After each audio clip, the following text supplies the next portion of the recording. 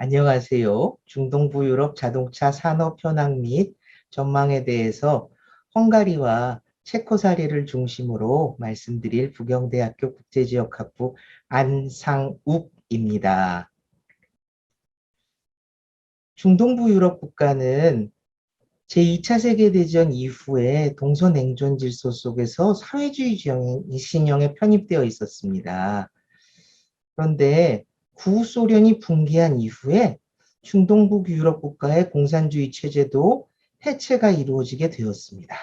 그 결과 2004년 구소련 영향 아래 있었던 8개 중동부 유럽 국가와 몰타, 사이프러스 등 10개국의 EU 가입이 이루어지게 되었습니다. 이에 따라서 중동부 유럽 국가는 EU 가입에 따른 유럽 단일 시장 혜택과 서유럽에 비해서 양질의 저임금 노동력이 있었던 상태였기에 서유럽의 공업 생산 기지가 중동부 유럽으로 이전되는 현상이 발생하게 되었습니다. 슬라이드를 보시다시피 2011년 7월하고 2021년 7월에 최저임금을 비교한 것인데요. 중동부 유럽 국가의 최저임금은 가파르게 상승하였습니다. 예를 들어서 헝가리나 또는 오늘 말씀드릴 체코 같은 경우도 거의 2배까지는 못 돼도 굉장히 급격한 최저임금 상승이 있었지만 아직도 서유럽 국가에 비해서는 현저하게 낮은 수준을 유지하고 있습니다. 이는 임금에 대한 비용이 서유럽에 비해서는 훨씬 더 작게 요구되는 것을 의미합니다. 이에 따라서 EU에서 중동부 유럽 회원국에서의 실업률은 대부분의 경우 서유럽의 EU 회원국보다 훨씬 실업률이 낮은 상태로 존재합니다. 코로나 바이러스가 창궐하기 이전인 2019년에 체코 같은 경우는 실업률이 한 2%, 화면에서 보시다시피 헝가리 같은 경우가 실업률이 3.4%였던 반면에 독일이 3.1%는 예외로 하고 프랑스는 8.4%, 스페인은 14.1%, 그리스는 17.3% 등 많은 서유럽 국가에서 높은 실업률이 존재했고 반면에 중동부 유럽 국가의 실업률은 낮은 상황을 유지할 수 있었습니다. 그리고 한국의 대-EU 주요 수출품을 작년 기준으로 보았을 때 승용차가 가장 높은 비중을 차지하고요. 그 다음이 선박, 자동차 부품, 의약품, 합성수지, 기타 정밀화학 원료, 축전지, 전기자동차, 직접 회로 반도체 등의 순으로 한국의 제품이 EU로 수출되고 있습니다. 보시다시피 승용차라든가 전기자동차나 전기자동차 배터리는 한국의 대-EU 주요 수출 품목입니다. 오늘은 주로 이 분야에 대해서 앞서 말씀드린 2개 국가를 중심으로 말씀을 드려보고자 합니다. EU 회원국에서 자동차 생산 현황은 앞서 말씀드렸듯이 중동부 유럽 국가로 산업 생산 기지가 이동하고 있는 경향에 맞추어서 전통적으로 유럽에서 자동차 생산의 중심이었던 서유럽 지역에서의 자동차 생산이 급격하게 감소하고 있는 반면에 중동부 유럽에서 자동차 생산은 2009년에 2004년에 비해서 2.7배 이상 증가하였습니다. 특히 체코나 슬로바키아, 헝가리, 루마니아에서 자동차 생산이 큰 폭으로 증가했는데요. 예를 보여드리면 벨기에 같은 경우는 2004년에 90만 대의 자동차를 생산했지만 2019년에는 28만 5천 대 정도의 자동차를 생산하였습니다. 반면에 프랑스 같은 경우는 360만 대를 생산하다가 220만 대를 생산하는 수준으로 이제 벨기에보다는 조금 더 작은 폭이지만 그래도 30% 정도의 그 자동차 생산이 감소하였고요. 이와 같은 경향은 독일이나 이탈리아에서도 볼 수 있었습니다. 근데 반면에 체코 같은 경우는 2004년에 44만 8천 대의 자동차를 생산하다가 2019년에는 140만 대의 자동차를 생산하였고, 헝가리는 12만 대의 자동차를 2004년에 생산하다가 2019년에는 49만 대, 그리고 슬로바키아 같은 경우는 22만 대의 자동차를 2004년에 생산하다가 2019년에는 110만 대로 생산이 큰 폭으로 확대됩니다. 이렇듯 유럽의 자동차 생산의 중심으로 체코가 점차 자리매김을 하게 되었는데요. 앞서 보셨다시피 2004년 EU 가입 이후에 체코에서 자동차 생산은 급증하고 있습니다. 체코가 EU 가입 이후에 유럽 단일 시장의 혜택을 보기 때문입니다. 그래서 체코는 현재 독일, 스페인, 프랑스에 이은 제4위의 자동차 생산국 대국으로 EU에서 자리매김하고 있습니다. 그리고 체코 GDP의 9% 정도가 자동차 산업에서 창출되고 있고요. 800개 정도의 자동차 관련 회사가 체코에 존재하고 있습니다. 그리고 17만 명이 자동차 산업에 직접 고용되어 있고 40만 개 간접 고용이 자동차 산업에서 창출되고 있습니다. 자동차 산업은 체코 수출 전체에서 24% 비중을 차지하고 있고 체코에서 생산된 자동차의 80%는 다른 영내 EU 국가로 수출되고 있습니다. 이렇듯이 체코가 EU에 가입하면서 체코는 자동차 생산의 중심으로 자리매김할 수 있는 여건을 갖게 된 것입니다. 이와 관련해서 체코 투자청의 자료에 따르면 수도인 프라하 반경으로 400km 이내에 22개의 자동차 생산 기지가 존재하고 있고 체코는 자동차 주요 생산국인 독일의 자동차 산업 클러스터하고 인접하고 있다는 점이 큰 장점으로 작용하고 있습니다. 그래서 체코 내에서는 폭스바겐 그룹의 자회사인 스코다, 현대자동차, 그리고 도요타가 승용차 공장을 운영하고 있습니다.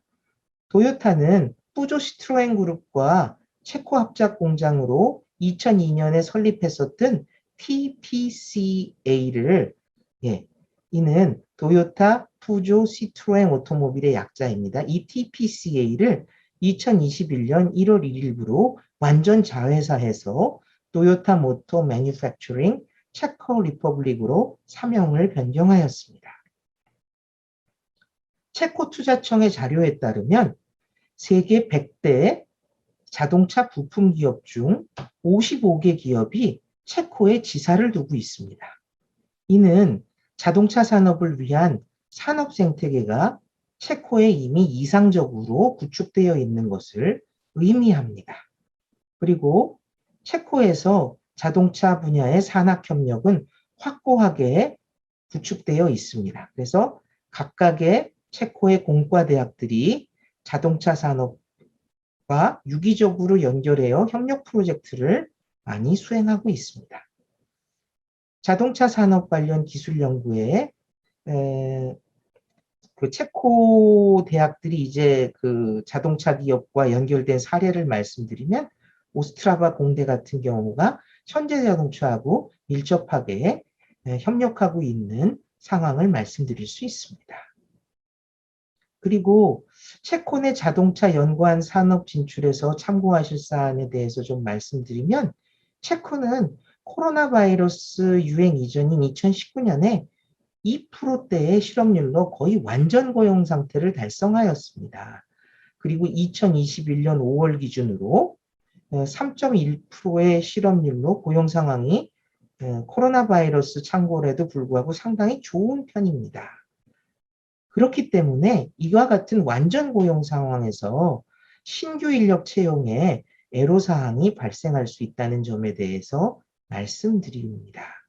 그리고 다른 국가에 비해서 체코 내 신규 자동차 등록에서 전기 자동차, 배터리 전기 자동차 또는 이제 플러그인 하이브리드의 등록이 현저하게 낮은 상황인데요. 이는 같은 중동부 유럽 국가인 헝가리에 비해서도 현저하게 낮은 상황입니다. 대부분의 EU 회원국은 전기 자동차 구입 시에 구매 보조금하고 세제 혜택을 제공하고 있습니다.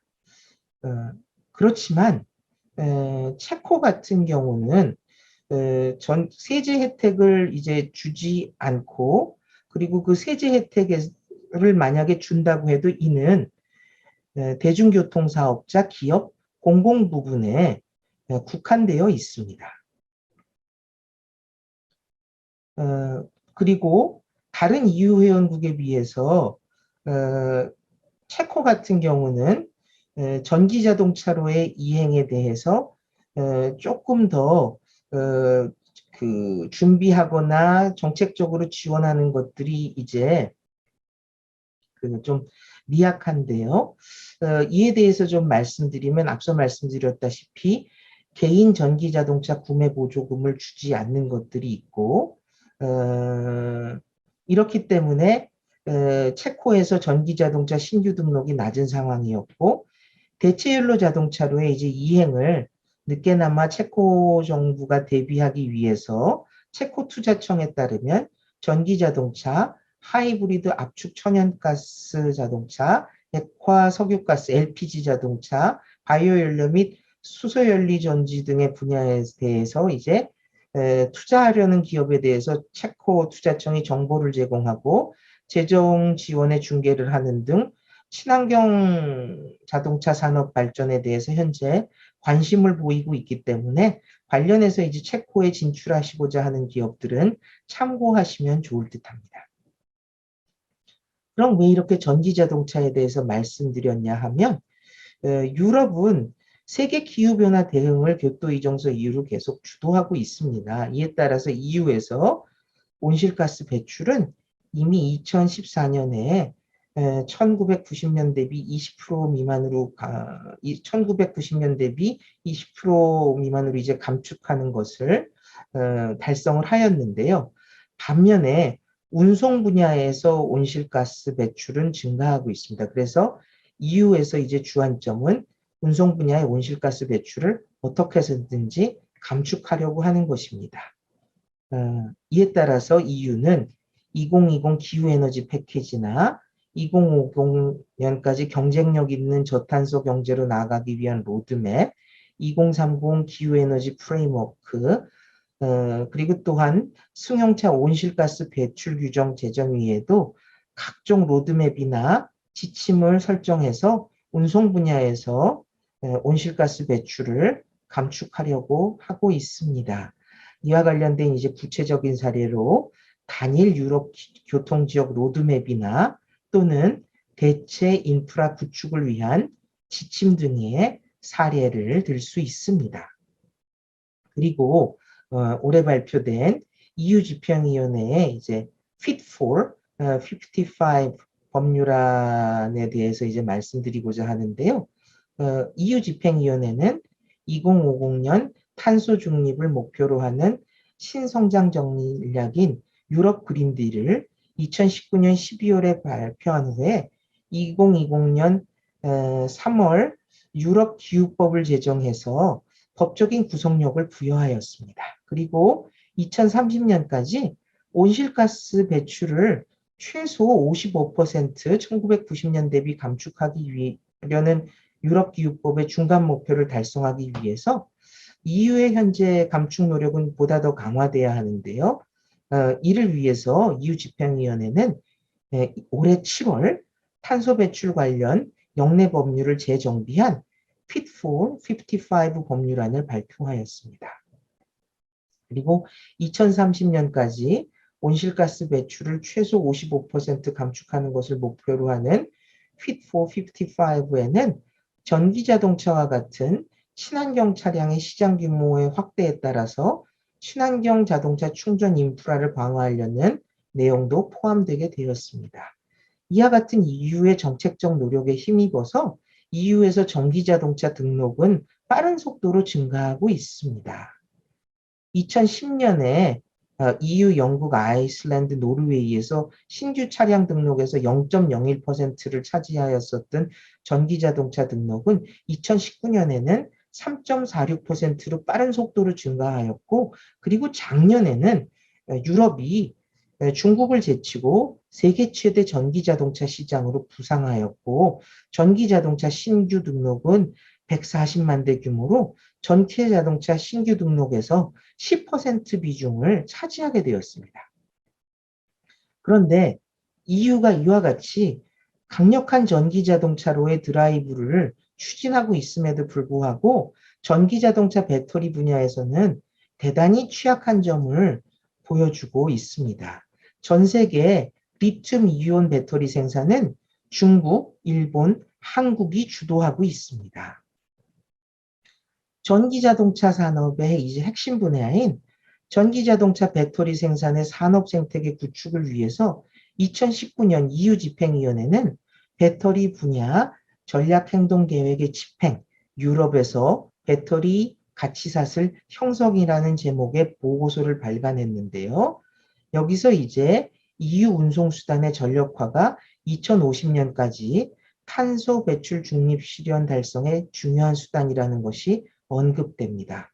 그런데 2018년 현재 전 세계 이제 배터리 생산에서 EU가 차지하고 있는 비중은 불과 3%에 불과하였고 EU는 이를 확대하고자 하고 있습니다. 그래서 배터리 셀 생산을 위해서 20 또는 30개소의 기가팩토리 건설이 필요하고 이를 위해서 관련 산업 생태계를 강화할 필요가 생기게 되었습니다. 이에 따라서 EU는 2017년 10월 EU 집행위원회 유럽투자은행의 주도로 EU 배터리 연합을 출범하였습니다. 그래서 배터리 원재료 확보부터 핵심 소재 연구 개발, 제조 과정 및 사용 후 재활용에 이르기까지 배터리 관련 모든 분야에 경쟁력 있는 지속 가능한 배터리 공급 사설을 구축하는 것을 그 목표로 하였습니다. 그런데 주목할 점은 이 유럽 배터리 연합의 미쯔이라든가 도요다라든가 LG화학이라든가 중국의 CATL이나 혼다 그리고 그 미쯔비시, 테슬라 같은 여개국 기업이나 여개국 기업의 자회사도 참여하고 있다는 점을 주목하시기 바랍니다. 그래서 유럽에서 배터리 생산을 늘린다는 것은 반드시 꼭 유럽 토종 기업일 필요는 없습니다. 유럽 토종 기업이 유럽에 투자해서 회사를 차리고 여기서 배터리 생산이 이루어진다면 이거 역시 EU에서 배터리가 생산되는 것을 의미하기 때문입니다. 그리고 EU는 2018년에 배터리 전략 행동 계획을 이제 발표했고 여기서 이제 주요 내용이 핵심 원료를 확보하고 회원국 및 유럽 투자은행과 밀접한 협력을 통해서 EU 내 배터리 생산 프로젝트를 지원하는 것이며 핵심 소재를 연구 개발하고 그리고 배터리 분야의 전문 인력을 양성하고 그리고 배터리 분야에서 이제 지속 가능성을 확보하는 것입니다.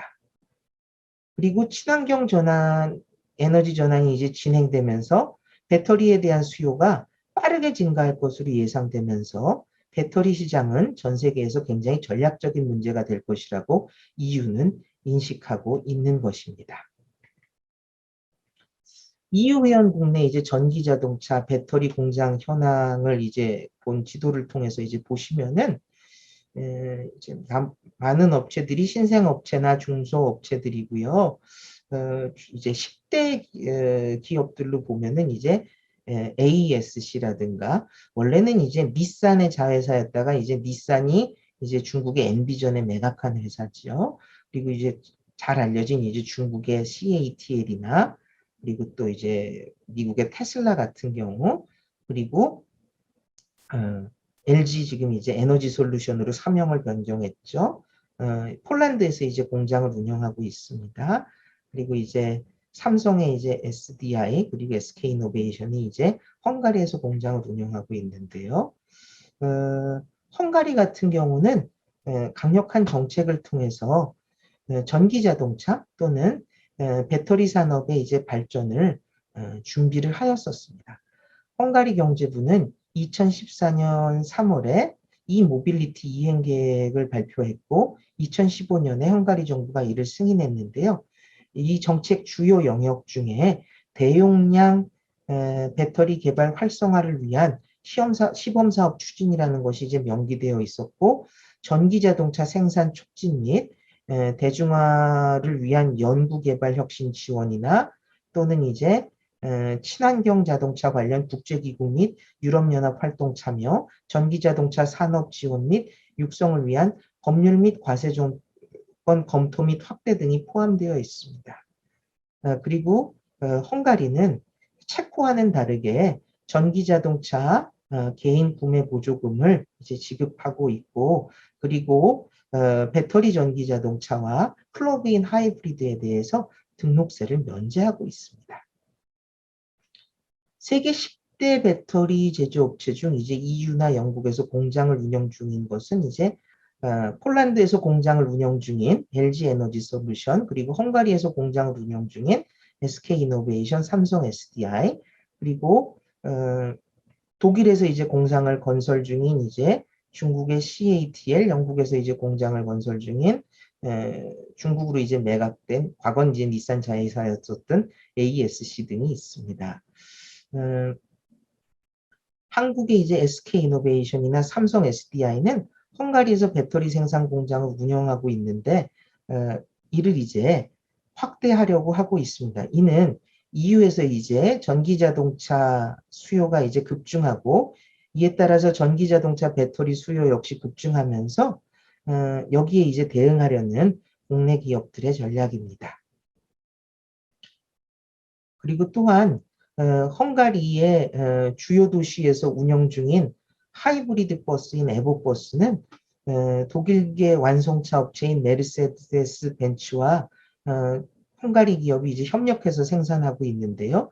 메르세데스 벤츠는 전기 자동차 생산을 목적으로 1억 유로의 이제 추가 투자를 통해서 헝가리 내 이제 두 번째 공장 설립을 결정했었습니다. 그리고 또한 메르세데스 벤츠는 헝가리 캐치케메트 현지 공장에 전기자동차 생산 설비를 갖출 계획이고 헝가리 정부가 메르세데스 벤츠의 이번 투자에 150억 포린트, 한화로 대략 562억 원가량을 지원하기로 결정하였습니다.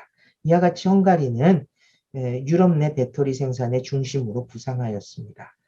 그럼 이와 같은 유럽 내 이제 전기자동차 배터리 산업 육성 정책에 한국 기업들은 어떻게 대응해야 할까요?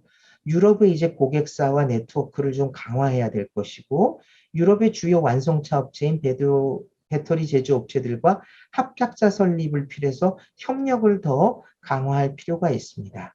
또한 유럽의 완성차 기업들의 이제 배터리 확보 방식들이 조금 다른데요. 배터리 제조사하고 파트너십을 강화하는 유형이 이제 르노 자동차나 BMW, 르노 자동차는 우리나라의 이제 LG 에너지 솔루션, 예전 LG 화학도 굉장히 오랫동안 파트너십이었고, BMW 같은 경우는 이제 삼성 SDI하고 이제 협력을 강화하고 있고요. 자체 배터리 생산 네트워크를 구축하려고 시도하고 있는 경우가 푸조 시트로엔, 폭스바겐, 다임러 벤츠 등입니다. 그리고 자체 공무원 규모가 이제 한정되어 있는 EU의 구조상 분야별 전문가들로 구성된 생산자 단체 로비가 EU의 정책 결정에 큰 영향을 미치고 있기 때문에 특히 이제 기술 표준이 만들어지는 과정에서 생산자 단체의 영향이 이제 중요하게 작용할 수 있기 때문에 한국 기업들은 자동차 제조 관련 생산자 단체나 또는 EBA에 가입할 필요성들이 있습니다. 실제로 이제 일본 기업들은 유럽 자동차 공업협회나 유럽 자동차 부품업체협회, 그리고 유럽 배터리 공업협회 등에 이미 가입하여 활발하게 활동하고 있습니다. 예, 경청해 주셔서 감사합니다.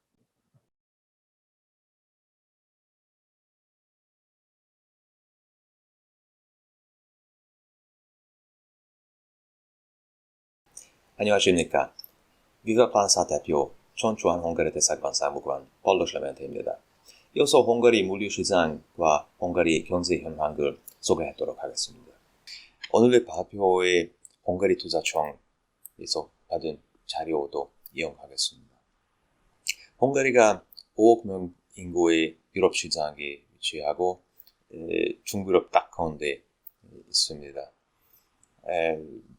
EU 시장뿐만 아니라 우크라이나, 러시아, 소박한 지역도 접근 용이한 위치에 있습니다.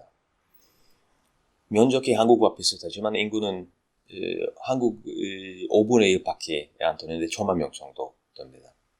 헝가리가 2004년에 EU에 가입했으니까 한 EU FTA 대상국입니다. 즉 스웨덴, 독일, 프랑스와 똑같은 조건으로 헝가리와도 사업할 수 있습니다. 오늘 발표의 헝가리 경제 현황, 물류 인프라, 인적 자본, 헝가리 정부의 투자 유치 전략, 주요 산업, 그리고 한홍 관계를 설명해 보겠습니다. 지표를 보시면 지난 몇 년 동안 헝가리 경제가 꾸준히 성장해 왔습니다. 당연히 작년에 코로나로 인하여 헝가리도 큰 타격을 맞았지만 헝가리 정부의 예상으로 빨리 회복될 겁니다. 헝가리가 완전히 개방된 경제입니다. 내수가 비교적 작으니까 무역을 많이 해야 하고 헝가리가 GDP 대비 교력한 걸 보면 우리 중부 유럽에 앞서 있습니다. 헝가리 물류 산업은 GDP에서 5% 이상 차지하고 28만 명 정도 고용합니다. 물류라면 당연히 가장 중요한 요건은 지리입니다. 헝가리를 4개 주요 유럽 간선 통로가 통과합니다. 하나는 북해에서 흑해로, 하나는 발틱 지역에서 발칸 그리고 터키로, 세 번째 지중해 아드리아 바다에서 우크라이나 거쳐서 러시아로, 그리고 독일에서 흑해를 흘러가는 대륙간입니다. 헝가리 물류시장을 잘 받아둔 도로와 철도망 대표합니다. 고속도로망을 보시면 잘 받아둔 상황이 분명하죠. 그리고 계속 현장 중입니다. 부다페스트에서 바르샤바를 10시간 안에, 프라하를 7시간, 비엔나 3시간, 뮌헨에 10시간 안에 쉽게 도착할 수 있습니다. 도로망의 양과치를 보면 중부유럽에서 떨어지지 않은 수준입니다. 철도망의 밀도도 온 유럽의 상위에 있습니다. 국제 화물 철도는 세계 주요 간선 철도가 헝가리를 통과합니다. 역시 서유럽에서 남쪽으로, 북쪽에서 남쪽으로, 그리고 아드리아 바다에서 러시아 쪽으로 가는 철도 때문에 헝가리가 아주 중요한 위치에 있습니다. 헝가리에 4개 화물 철도 컨테이너 터미널이 있는데 3개 부다페스트 주변에, 하나는 오스트리아 국경에 위치하고 3개 지금 건설 중입니다. 이제 헝가리와 한국을 연결하는 철도 서비스도 운행합니다. 바르샤바에서 인천항까지 한 3주 정도 안에 컨테이너를 도착할 수 있습니다. 아시다시피 헝가리가 바다가 없지만 동결한 유럽 시장에 이건 문제가 아닙니다. 차량이 국경을 원활하게 넘어갈 수 있으니까요. 아시아 비즈니스를 하는 헝가리 업체들이 거의 다 슬로베니아에 위치하는 코펠 항구를 사용합니다. 사실 삼성전자는 코펠에서 자기 개별한 전용 터미널도 운영합니다. 유럽 지도를 보시면 헝가리에서 코펜하겐이 가장 가깝고 물론 그래도 로테르담, 함부르크, 브레멘 항구로도 일주일에 여러 번 컨테이너 열차가 운행합니다. 하지만 아시아로 가면 수상 운송도 코펜 항구에서 소유롭보다 훨씬 빠릅니다. 마지막으로 화물 항공, 터키, 홍콩, 도하, 인천, 바쿠 등에서 직항 화물 서비스가 운행합니다. 승객표는 코로나 직전까지 150개 목적지에서 50개 항공사가 서비스 제공하고 있었고, 이 코로나가 끝난 후로 다시 이 서비스에 회복될 예정입니다. 헝가리에 200개 정도의 정부가 승인한 산업단지가 있습니다. 이 산업단지를 지자체나 민간 기업이 운영합니다. 정부가 승인한 의미는 이 산업단지 지정을 받으려면 정부가 점검하고 조건을 충족시키는 산업단지만 이 산업단지 지정을 받을 수 있습니다.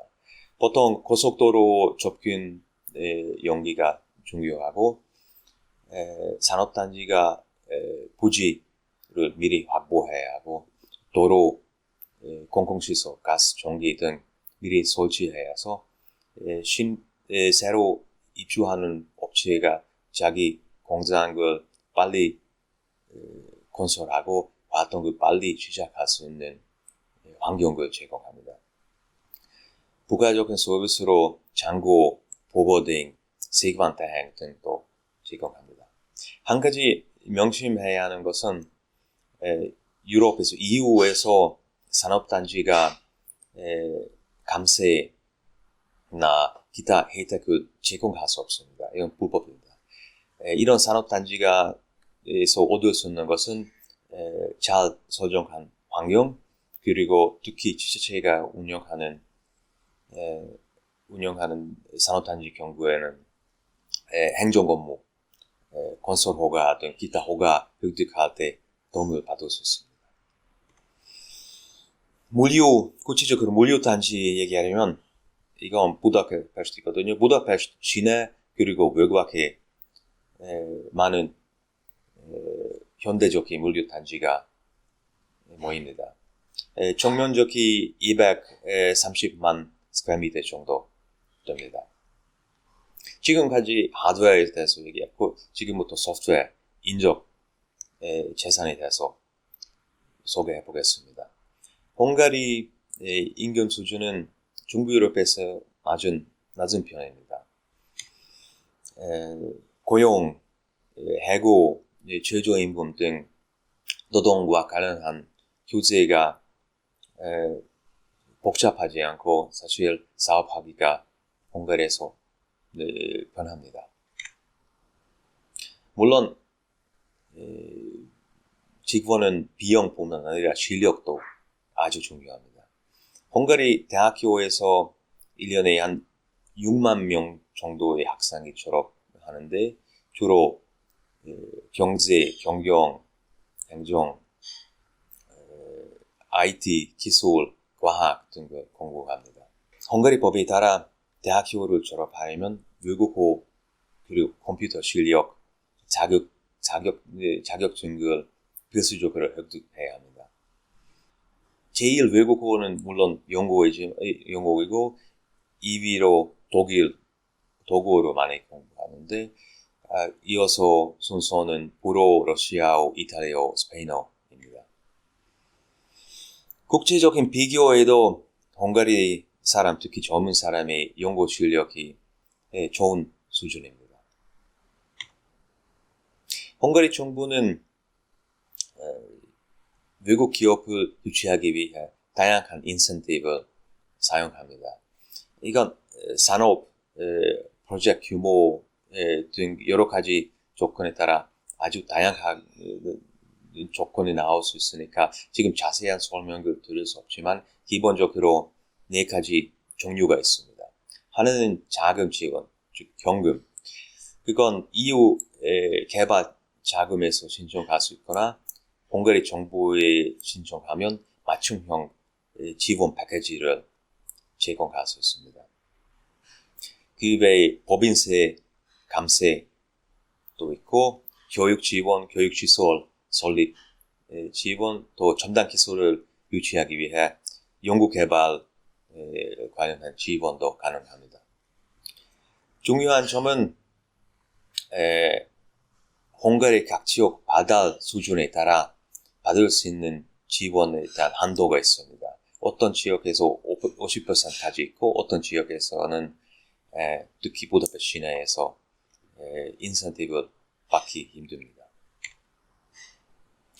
헝가리 조세 제도도 경쟁력이 있습니다. 다른 유럽 나라와 비교하시면 헝가리의 9%의 법인세가 아주 유리하고 개인소득세도 16%밖에 안 됩니다. 헝가리가 지난 30년 동안 수천만 개 이상의 해외 투자 기업을 유치했고 이 업체들이 헝가리에서 활동하고 있습니다. 각 산업의 발달 속도 그리고 이 입주 기업 개수를 보니까 바이오텍, 재생에너지, ICT, 자동차, 전자 산업의 헝가리가 미래가 있습니다. 지금 한두 개 이런 산업의 현황을 설명해 보겠습니다. 자동차 산업은 이제 헝가리의 주력 산업이 됐습니다. 아우디, 벤츠, 수즈키, BMW 등 완성차 업체는 1년에 50만 대 완성차를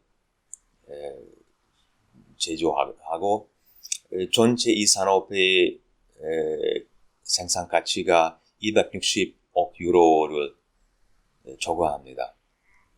국가 총생산액에서 40%를 4% 정도를 차지하고 총 700개 정도의 기업이 있습니다. 물론 티er1 기업도 있고 귀하청급 업체도 있는데 한두 개 업체 로고를 올렸지만 진짜 수백 개 유럽, 미국, 일본, 헝가리, 일본, 한국 업체도 있습니다. 전자산업도 이제 200억 유로의 생산 가치를 자랑하고 이거 전체 제조업 생산의 4분의 1 정도 들고 매출에서 30% 이상 차지합니다. 이 산업 거의 100%, 90% 이상 자기 제품을 수출합니다. 주요 분야는 재생에너지, 가전, 자동차, 전자, 산업기기, 정보통신 등입니다. 잘 알려진 회사명 있지요. 보쉬, 플렉스소닉스, 제너럴 일렉트릭, 삼성, 물론 레노버, 시멘스. 생명과학은 100여 이상 사원 헝가리의 제약 산업에 기반이 있습니다. 주요 분야는 제약, 생명과학, 생명공학, 수의학, 임상시험 등입니다. 해외 투자도 많이 들어왔는데 특히 연구개발 그리고 제약 분야에 헝가리 수출에서 이제 가치가 높으니까 거의 7%를 차지합니다. 정보통신도 많은 외국 업체가 들어왔는데 노키아, 마이크로소프트, IBM, 오라클, 시멘스 다 아시죠? 이 산업이 이제 22만 명 이상 직원을 고용하고 이 산업의 특성은 활발한 산학협력입니다. 한국과 헝가리가 1989년에 수교를 맺었고 그 이후로 외교적, 문화적, 교육적, 경제는 물론 또 많이 받아들였는데 1990년에 헝가리 2천만 불 정도의 수출이 올해 6억 불로 늘어났습니다. 이 30년 동안 40억 불 이상의 한국 투자가 들어왔는데 산업은행, SK이노베이션, 한원, 한국타이어, 삼성, SDI과 엘렉트릭 등 대기업이 이제 15,000명 이상 헝가리 직원을 고용합니다. 마지막으로 저희 위법한 한홍 전무무역 컨설팅 회사입니다. 무역의회의 시장조사, 인허가 컨설팅, 헝가리 입주 기업에게 상담 등 여러 가지 추가적인 활동도 합니다. 앞으로 헝가리에 대해서 문의할 점이 있으시면 연락 주시기 바랍니다. 감사합니다.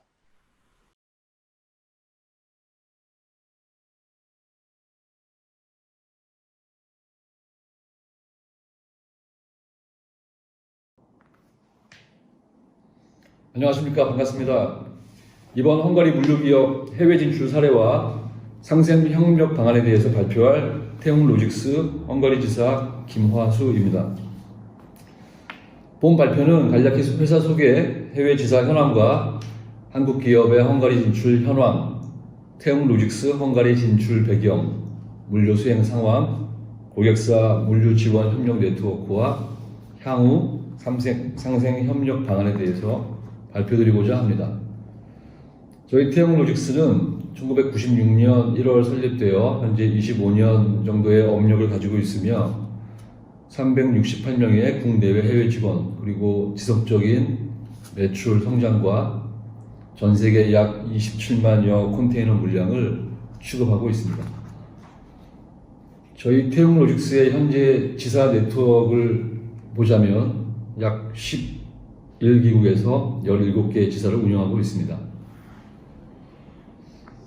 한국 기업의 헝가리 진출 현황에 대해서 말씀드리겠습니다. 주요 산업으로는 전기차 배터리 관련 부품, 자동차 부품, 가전제품 생산 관련 제조 기업 이 주된 산업이고요. 현재 2020년 8월 자료로 한국 국적법인은 약 200여 개사가 진출해 있습니다.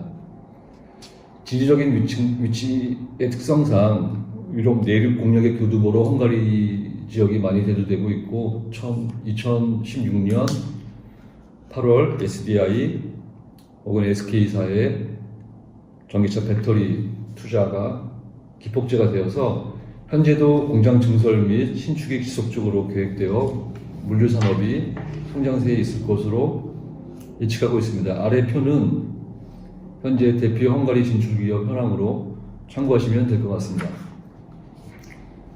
다음은 태웅로직스의 헝가리 진출 배경입니다. 저희가 헝가리에 진출하기 전에 사업성 검토와 성장 산업에 대한 예측이 필요했고요. 저희가 물류 거점의 필요성이 대두되었습니다. 이 부분에서 저희는 친환경 산업인 전기차 관련 핵심 부품 2차 전지 물류에 대해서 신규 사업 검토를 선행을 하였고 한국 기업들의 기술력과 진출 동향, 투자 정보를 적극 활용하였습니다. 또한 헝가리 정부의 기업 환경, 정책, 물류 인프라, 인적 자원 검토를 통해 최종적으로 2018년 11월 부다페스트의 지사를 성립하게 되었습니다.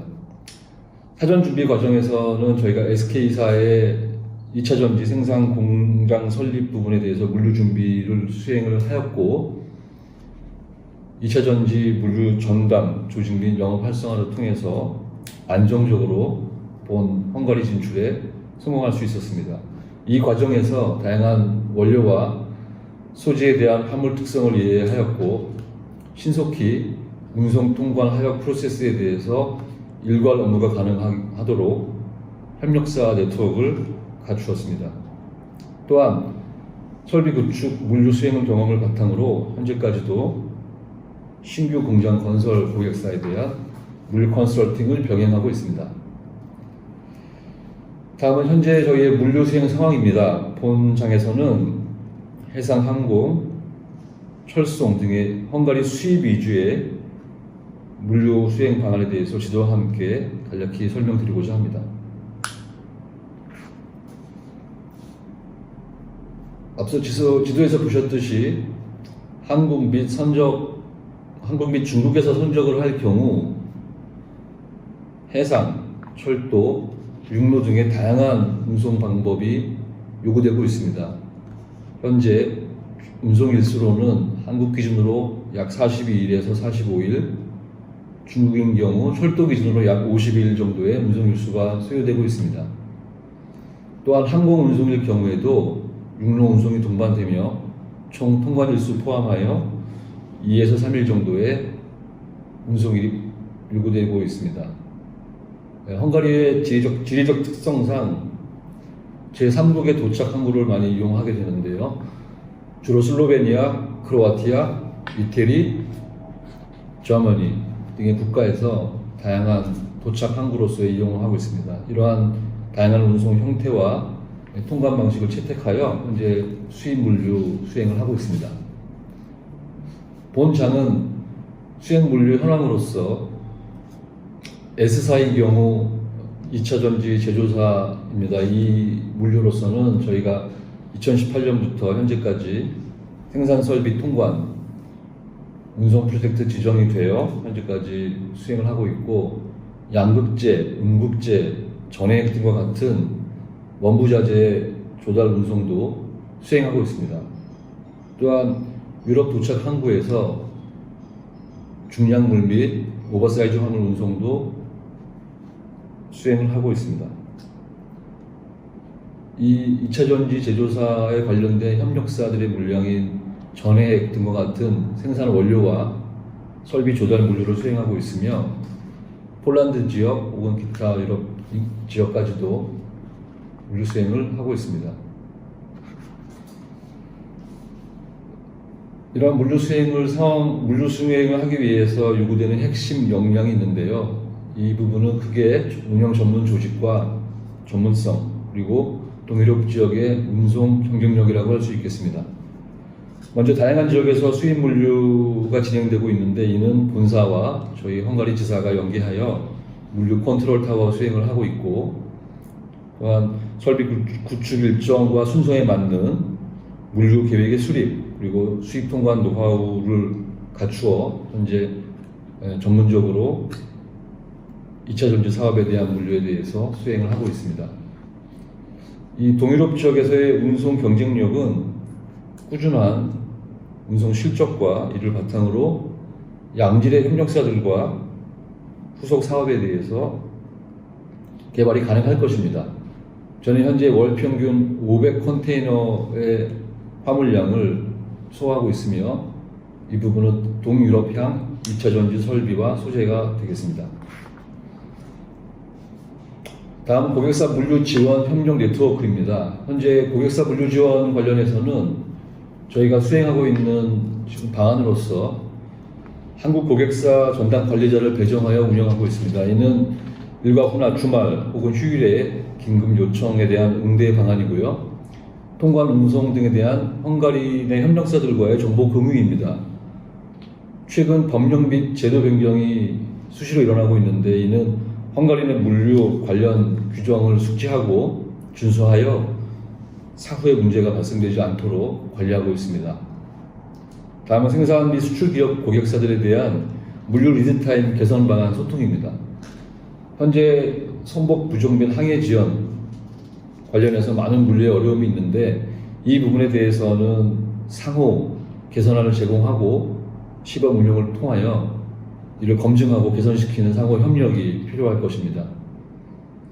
다음은 물류 인프라 지원과 담당 교육입니다. 현재 중복되는 한국 고객사들의 니즈가 여러 가지가 있는데요. 특히 일반 혹은 위험물 창고, 그에 따른 정보 공유와 이를 물류사가 대행하여 계약, 이를 관리해주는 서비스 제공이 필요할 것으로 보고 있습니다. 또한 여러 가지 여건상 한국 고객사들의 물류 담당 직원들이 대부분 헝가리 직원들이 많습니다. 이를 효율적으로 관리하여 한국 관리 방식인 KPI 관리 또 이에 대한 개선을 하기 위해서 지속적으로 상호 협력하고 소통하고 있습니다. 다음은 상생 협력을 위한 향후 방안입니다. 이 방안을 위해서는 향후 투자 전망을 살펴볼 필요가 있습니다. 현재 헝가리는 외국인 투자 유치 증가세가 지속되고 있고 정부 정책상 지속적으로 앞으로 외국인 투자를 중심으로 체제가 개편될 것으로 예측하고 있습니다.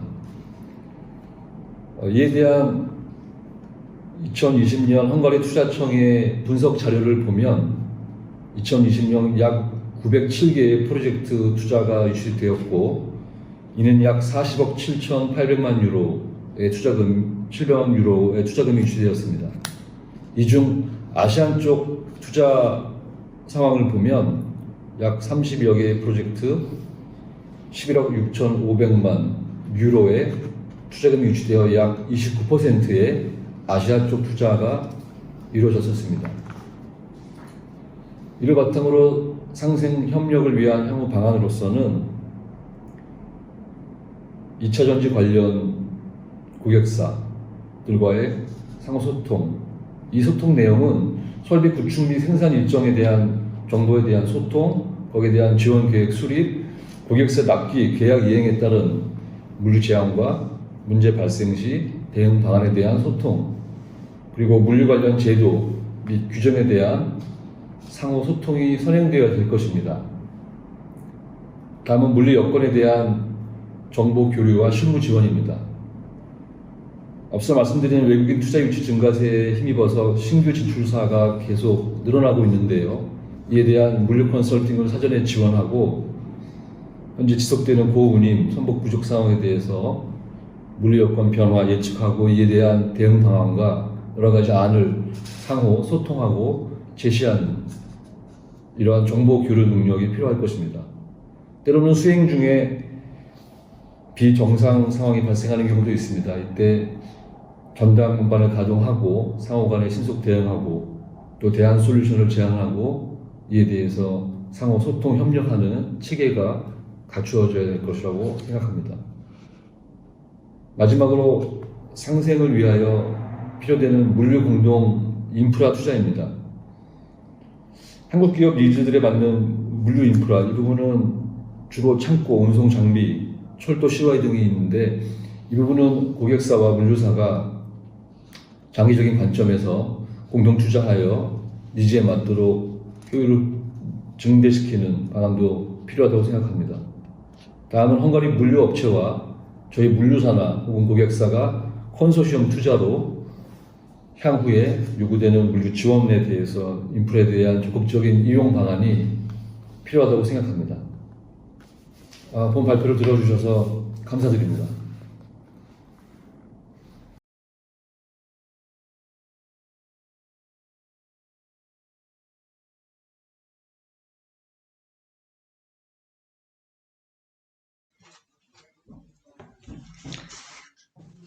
안녕하십니까. 저는 에어 컨테이너의 유성우라고 합니다. 지금 저는 지금 헝가리에 위치하고 있고요. 그래서 헝가리에서 저희 화주 업체와 또 물류 기업이 이 해외에 진출하기 위한 노력의 일환으로 현재 출장 중에 있고 또 법인 설립을 검토하고 또 사업적인 그런 기회를 마련하는 그런 부분들에서 같이 협력을 하면서 해양수산개발원의 어떤 지원을 통해서 지금 현재 프로젝트를 추진 중에 있습니다. 그런 관점에서 저희가 지금 진행하고 있는 그런 부분들을 좀 설명도 드리고 또 그런 부분에서 애로점이라든가 이런 의견들이라든가 그런 부분들을 서로 공유하면은 도움이 될 수 있을 것이라고 생각을 해서 말씀을 드려보도록 하겠습니다. 먼저 헝가리에 대한 국가의 환경 부분에 대해서 좀 말씀을 드리겠습니다. 헝가리는 요즘에 그 뭐 몇 년 전부터 이미 한국의 그 직접 투자 금액이 그 직접 투자가 크게 일어나고 있고 그런 가운데에서 또 그 주요한 그 배터리 관련된 사업이라든가 그런 부분들 때문에 헝가리의 그 건설 또는 뭐 물류센터의 어떤 그 새로운 구축 그런 부분들이 지금 계속해서 일어나고 있습니다.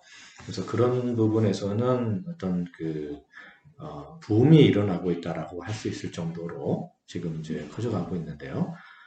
그런 관점에서 보면 헝가리는 뭐 코로나나 이런 이유로 인해서 잠시 침체되었던 부분들 외에는 계속해서 지금 이제 앞으로 성장할 수 있는 그런 그 가능성이 굉장히 높은 것으로 지금 보이고 있습니다. 연간의 어떤 GDP도 지금 2021년도 들어와서 크게 늘어나는 것으로 지금 보고 있고, 또 인플레이션 같은 어떤 경제적인 지표로 봤을 때도 계속해서 그 이제 증가하고 성장하는 그런 모습들을 지금 보이고 있습니다. 또한 올해 1사분기만 보아도 그 해외에 직접 투자 부분도 좀 상당히 그 늘어나고 있는 부분들이 보이고 있고요. 어, 그런 여러 그 국가에서 봤을 때의 여러 정책적인 부분들, 세금이나 그런 어떤 그 사업할 수 있는 여건을 마련해 주거나 그런 부분들에서 헝가리가 크게 그 기회를 제공하고 있기 때문에 지금도 계속 그 타진을 하고 있고 또 직접 그 들어와서 공장을 짓거나 또는 그 인프라를 확보하려고 하는 그런 움직임들이 있는 것으로 지금 확인되고 있습니다.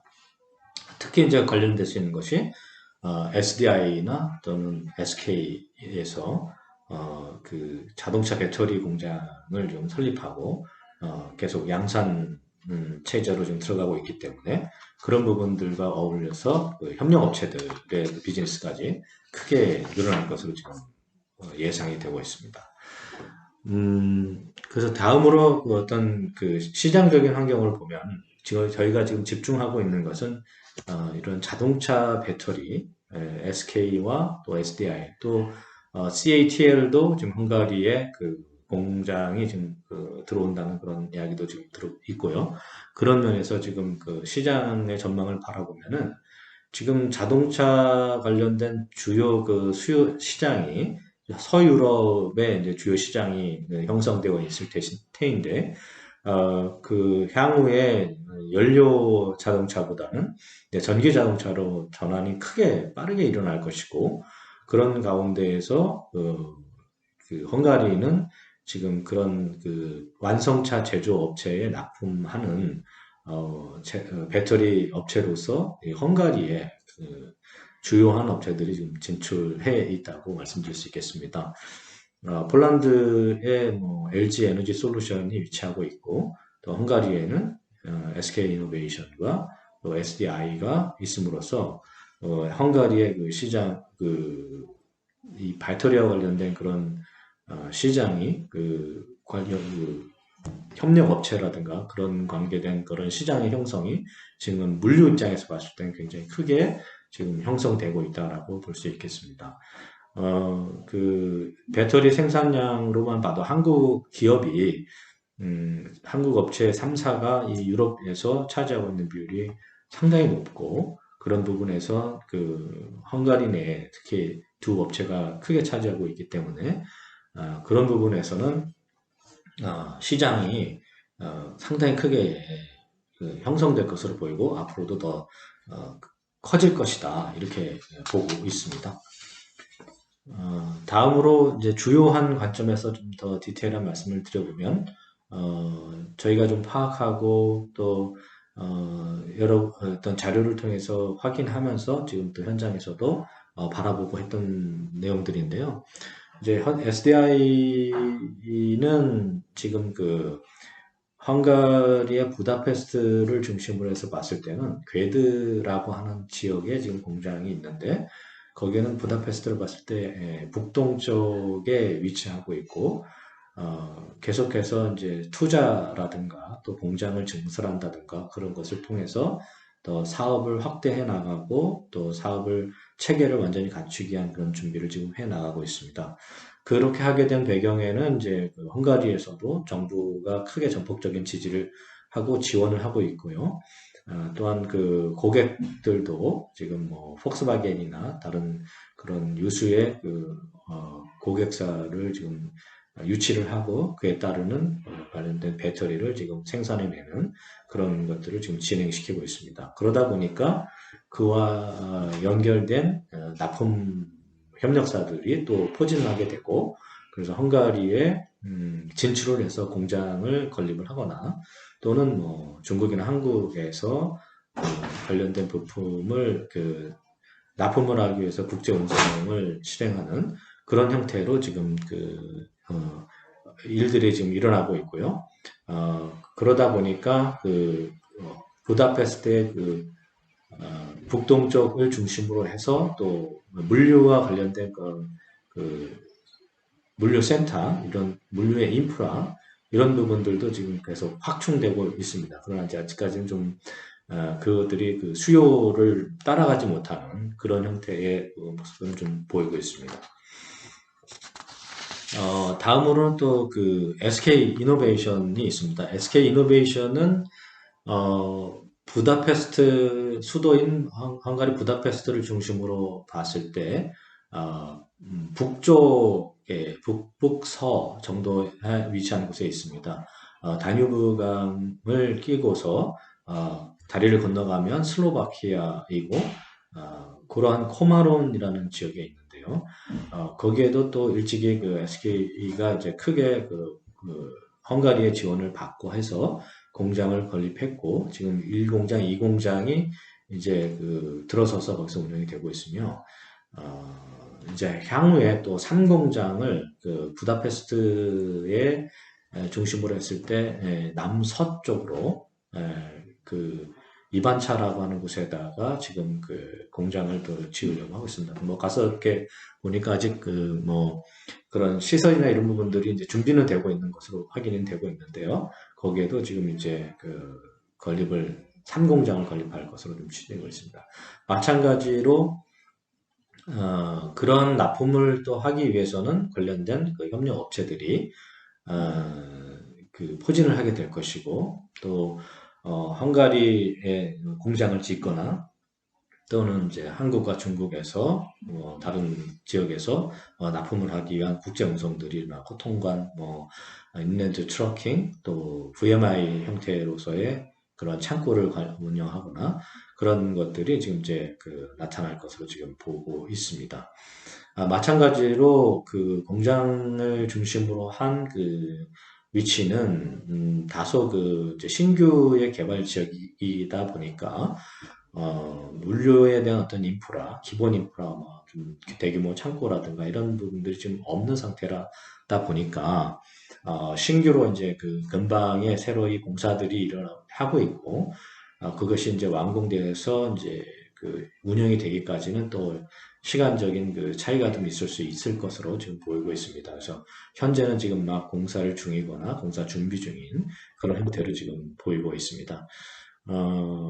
거기에 관련된 또 업체들도 결국은 창고나 이런 것들을 통해서 거점을 마련해야 되는 그런 이슈들도 지금 있고 현재로 봤을 때는 좀 수요가 공급이 수요를 따라가지 못하는 그런 형태의 모습도 지금 보이고 있습니다. 다음으로 또 외에도 물론 더 연관이 되어 있겠지만 우리 한국의 입장에서 봤을 때 한국 기업으로서 대기업들 그리고 또 규모가 큰 그런 업체들도 이 헝가리 내에 다수의 지역에 분포되면서 지금 공장들이 운영이 되고 있고 생산을 해서 납품을 지금 하고 있습니다. 한운 시스템 같은 경우에는 지금 헝가리 내에 3곳의 공장을 지금 현재 운영을 하고 있고 그에 따라서 어떤 납품을 하는 그런 지금 비즈니스를 하고 있는 중이고요. 한국타이어 같은 경우 일찍이 공장을 마련을 하고 또 지금 현재 생산을 크게 해서 유럽 지역으로 지금 공급을 하고 있는 그런 형태가 되겠습니다. 또 롯데 같은 경우에는 그 타타마녀라는 곳에 지금 공장을 지금 가동하고 있고 또 그 운영 이제 다시 그 공사를 하고 있는 그런 것들을 좀 볼 수 있었는데요. 거기에서도 마찬가지로 그 이제 배터리에 관련된 그런 부분들을 지금 납품하는 그런 형태로 지금 진행되고 있는 걸로 볼 수 있었습니다. 또한 그 볼타 에너지라고 예전에 두산 솔루스도 위치하고 있고 거기에서도 그 타타바녀라는 곳에서 지금 비즈니스를 지금 진행하고 있는 것으로 지금 확인되고 있습니다. 그런 부분을 보면 그 전반적으로 모두 다 지금 공사 중입니다. 뭐 증설하고 계속해서 생산량을 키우기 위한 그런 캐파를 확대 중인 것으로 지금 보이고 있고 또 이에 따라서 결국 물류도 이것을 요구할 것으로 뭐 당연히 예상되고 있습니다. 그래서 수입이나 또는 관련된 창고나 거점 간에 이동하기 위한 그 운송 수단이나 이런 부분들의 어떤 수요 그런 마켓은 상당히 집중될 것으로 보입니다.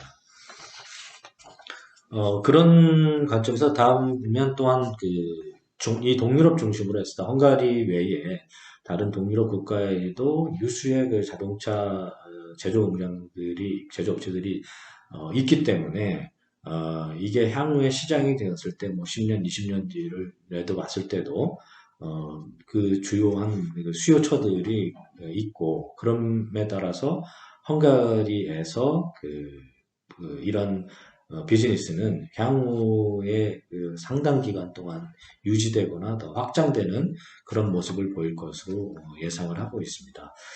그런 관점에서 볼 때 헝가리는 특히 이 물류 관점에서 보면 그 성장 가능성도 높고 또 뭐 대기업 물류 회사뿐만 아니라 조금 규모가 작더라도 얼마든지 와서 그런 국내 기업들 또는 뭐 해외 기업들과의 협력 관계를 통해서 비즈니스적인 어떤 서포트도 가능하고 또 사업을 또 확대시킬 수 있는 그런 여지가 충분히 있다라고 좀 말씀을 드릴 수 있을 것 같습니다.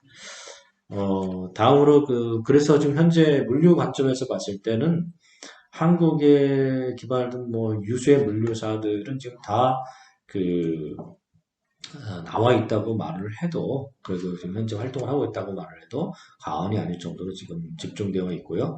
또 각자의 나름으로 비즈니스를 만들어내기 위한 노력들을 지금 하고 있고 실제로 지금 운영도 하고 있는 것으로 지금 파악이 되고 있습니다.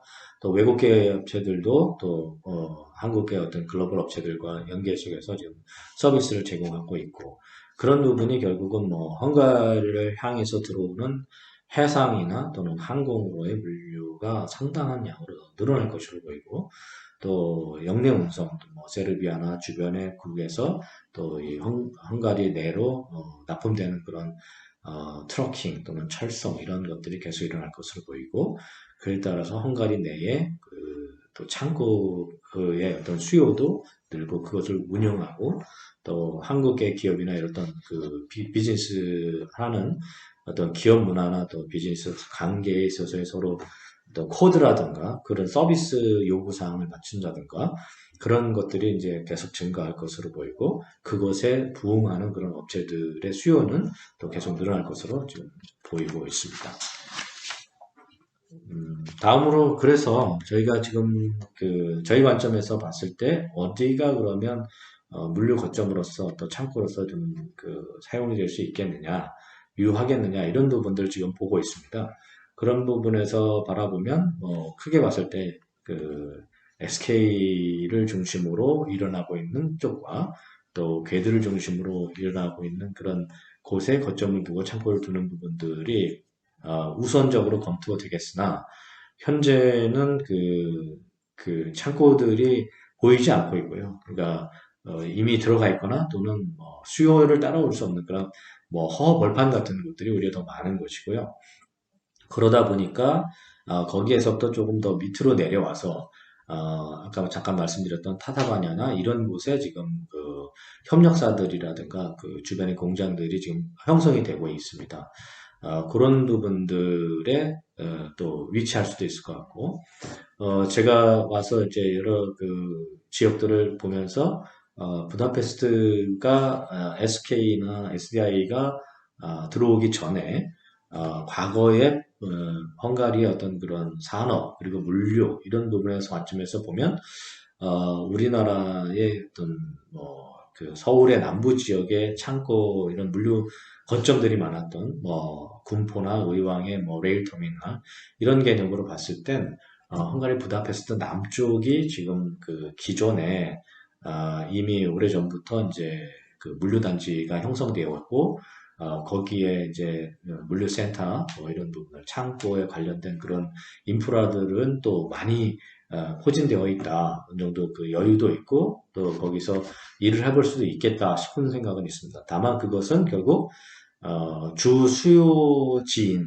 주로 납품을 해야 되는 그 어떤 코마론이나 괴드 지역으로 가려면 시간이 그만큼 또 소요가 되기 때문에 그 물류상 그 시간으로 인한 어떤 장애가 선뜻 그 지역을 하나의 거점 위치로서 잡기 어려운 그런 모습을 지금 현재는 보이고 있습니다. 그래서 그 사이를 신규로 건축되고 새로 만들어지는 창고를 확보하기까지에 걸리는 시간 그리고 그에 따른 어떤 비용들이 상당히 높은 것으로 지금 파악이 되고 있고 반면 좀 가격은 좀 낮고 그러나 지역적으로는 좀 멀리 떨어져 있어서 또 납품하는 데에 시간이 소요되기 때문에 발생할 수 있는 어떤 그런 장애 이 부분을 어떻게 잘 조율을 하면서 거점화시키고 또 납품에 관련된 그런 시간을 관리한다든가 또는 차량이나 이런 부분들을 매니징을 함으로써 고객들에게 원하는 시간 내에 또는 원하는 상황으로 서비스를 제공할 것인가를 고민하는 것 이게 매우 중요한 것으로 지금 파악이 되고 있습니다. 이런 관점에서 제가 좀 설명을 드렸고요. 또 좀 더 자세한 파악을 해보면 포르로지스라는 이런 어떤 큰 업체가 이미 들어와서 이제 창고들을 구축을 했고요. 그래서 그러한 것이 이제 한 10년 정도 이상은 훨씬 지났고 그러다 보니까 필요한 어떤 투자금이라든가 감가라든가 이런 부분들이 이제 정리가 되면서 코스트는 좀 내려가고 거점 그러니까 동실이나 이런 부분들도 있어서 좀 창고를 확보하는 데는 좀 유리할 것이다라고 생각하는 부분들이 이 밑에 부다페스트 남부 지역으로 있고요. 보시는 바와 같이 양쪽에 현지의 어떤 부동산과 관련된 어떤 투자 또는 그런 건설 업체 등이 양쪽에 신규로 SDI나 또는 코마롬을 바라보면서 대단히 면적의 물류 단지를 지금 형성하고 공사를 하고 있고 어떤 곳은 완공이 된 것도 있고 현재 공사 중인 그런 것도 있습니다. 그러나 그곳들은 좀 가격들은 이미 높은 수준으로 좀 형성되어 있는 것으로 보입니다. 그래서 이제 다음으로 종합적으로 좀 저희가 어떤 제공할 수 있는 어떤 서비스는 헝가리를 향해서 들어오는 그래서 헝가리 외국 해외에서 한국이나 중국이나 그런 곳에서 오는 국제 물류 그리고 그것이 주로 이제 해상으로 왔을 때는 코퍼 또는 리에카라는 이 지중해 쪽의 포트를 이용해서 통관이 되고 거기에서 T1이라는 개념으로 해서 트러킹 또는 트레인의 블록 트레인의 그런 형태로 해서 레일을 타고 헝가리에 올라올 것이고 헝가리에 와서는 부다페스트 인근의 어떤 레일 터미널이라든가 또는 차량으로 왔을 때에는 이제 창고까지 다이렉트로 들어오게 될 것이고 들어온 곳에서 마련된 창고 거점에 제품들이 이제 보관되고 부품들이 보관되고 있다가 생산 계획에 의해서 어떤 일주일에 매일 납품을 한다든가 또는 며칠 해서 납품을 한다든가 그런 형태로 이 계획에 의해서 납품되면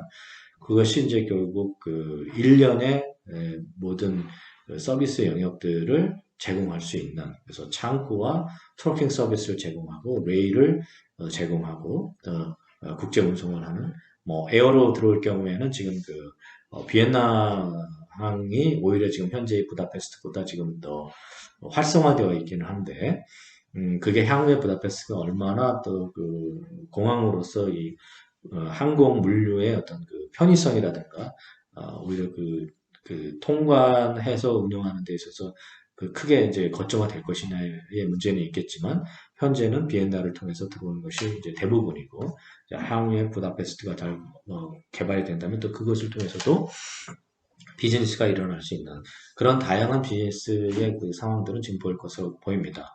뭐 큰 이제 메이저 물류업체들이 진행하고 있는 부분도 있겠지만 또 그만큼 중소 부품 업체들도 있을 것이고 그것보다 좀 작은 상황에서의 그 레벨에서도 충분히 그 비즈니스를 일으킬 수 있는 것으로 봅니다. 다만 이 시점이 이제 완전히 활성화되어 갖고 들어갈 수 있는 시점이 언제이냐. 지금은 조금 이른 듯한 느낌도 좀 듭니다만 분명한 것은 조만간에 그것들이 완전히 활성화되면서 많은 어떤 물류에 관련된 문제들이 산적할 텐데 그런 부분들은 이제 계속 해결해주는 역할들을 한다면은 비즈니스로서 충분히 진출할 수 있다고 보고 또 거기에 관련된 또 업체들이 진출할 수 있는 그 서비스를 제공해 줄 수 있는 대리 업무를 해준다든가 또는 직접 그 업체가 고객사가 법인을 가지고 있지 않더라도 법인으로서 좀 할 수 있는 그런 역할들을 조금 대행해 줄 수 있는 그런 부분까지 한다면은 충분히 사업적으로 가능성이 있을 것으로 지금 보고 있습니다. 네, 이상으로 좀 전체적으로 헝가리 진출과 관련돼서 저희가 지금 파악하고 현재 진행하고 있는 좀 모습을 보여드렸고요. 향후에 이제 그런 부분에서 법인을 설립하고 또 비즈니스를 일으켜내고 매출화시키고 또 손익을 만들어내는 그런 부분들로 이제 계속 활동을 해 나갈 그런 계획입니다. 이상 말씀드렸습니다. 혹시라도 궁금하신 부분들이 있다면 또 연락 주시면은 그런 부분에서는 또 답변을 그렇게 해드리도록 그렇게 하겠습니다. 감사합니다.